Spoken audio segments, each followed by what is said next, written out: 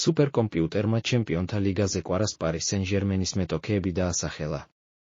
ჩემპიონთა ლიგის 2025-26 წლების გათამაშების წილისყრა გაიმართება. წილისყრის პრინციპი ისეთივეა, როგორც წინა წელს. ჩემპიონატზე მყოფ 36 კლუბს სპეციალური პროგრამა შემთხვევითობის პრინციპით ერთმანეთთან დააწყვილებს. ლიგის ფაზაში თითო გუნდი 8 მატჩს გამართავს. ლიგის ფაზაში 4 კალათაა. თითოეულ გუნდს თითო კალათიდან 2 გუნდი შეხვდება. რა საკვირველია, ჩვენი ყველაზე დიდი ყურადღება ქართველებისკენაა. წელს უკვე მოქმედი ჩემპიონით ხვიჩა კვარაცხელიათი ვართ წარმოდგენილები და არა მარტო.